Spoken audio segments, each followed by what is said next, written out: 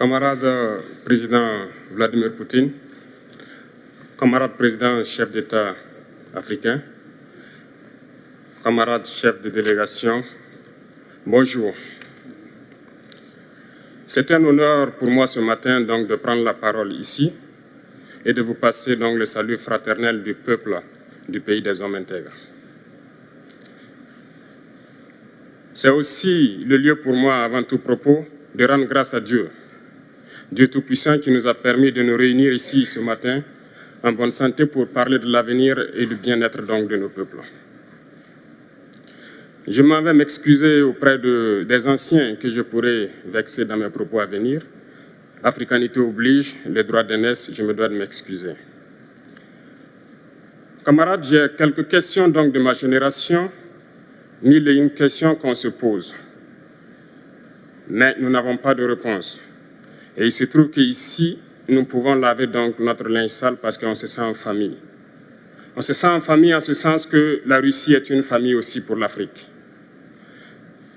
C'est une famille parce que nous avons la même histoire. La Russie a consenti d'énormes sacrifices pour libérer le monde du nazisme pendant la Seconde Guerre mondiale. Les peuples africains, nos grands-pères, ont été déportés de force aussi pour aider l'Europe à se débarrasser du nazisme. Nous partageons la même histoire en ce sens que nous sommes les peuples oubliés du monde, qu'ils soient dans les livres d'histoire, dans les documentaires ou films.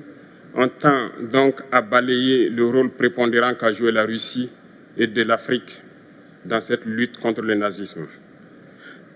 Nous sommes ensemble parce que, actuellement, nous sommes là pour parler de l'avenir de nos peuples,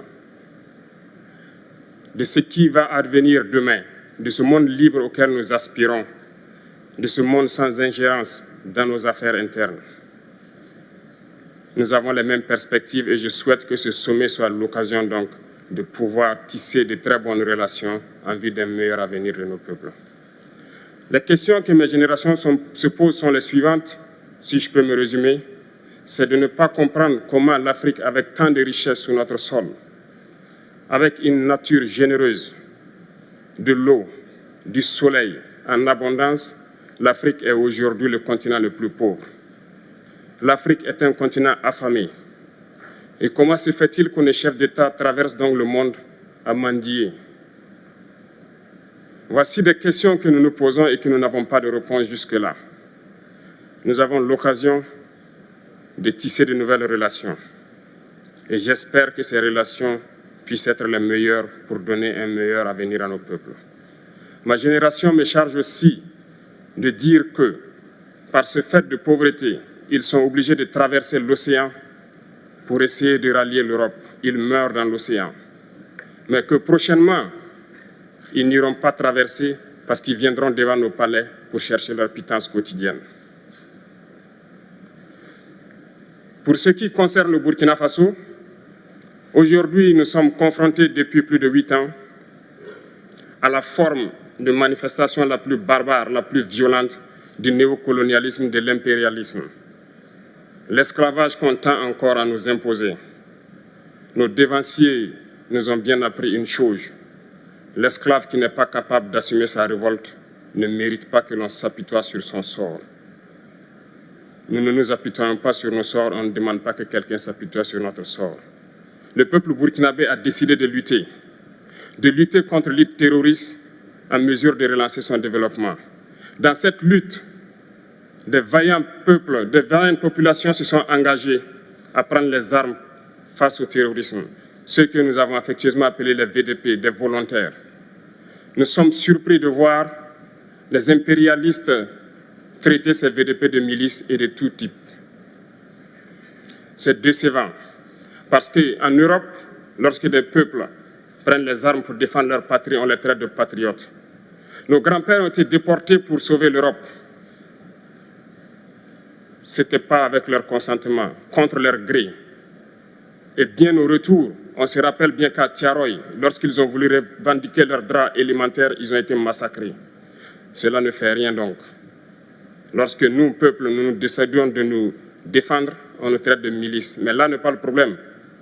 Ce qui est le problème, c'est de voir des chefs d'État africains qui n'apportent rien à ces peuples qui se battent, mais qui chantent la même chose que les impérialistes en nous traitant de milices, en nous traitant donc d'hommes qui ne respectent pas les droits de l'homme.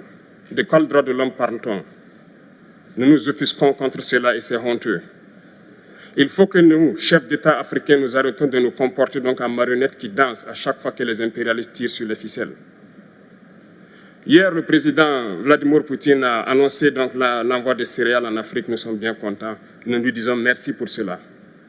Mais aussi, c'est un message passé à nous, chefs d'État africains, parce qu'au prochain forum, nous ne devrons pas venir ici sans avoir assuré, pour ceux qui ne connaissent pas la guerre, l'autosuffisance alimentaire de nos peuples. Nous devons prendre l'expérience de ceux qui ont pu déjà atteindre cela en Afrique, tisser de bonnes relations ici et tisser de meilleures relations avec la Fédération de Russie pour pouvoir assouvir les besoins de nos populations. Je ne serai pas peut-être long, le temps imparti est très court. Nous sommes obligés de nous arrêter à un moment donné. Mais je voudrais terminer en disant que nous devons donc rendre hommage à nos peuples qui se battent.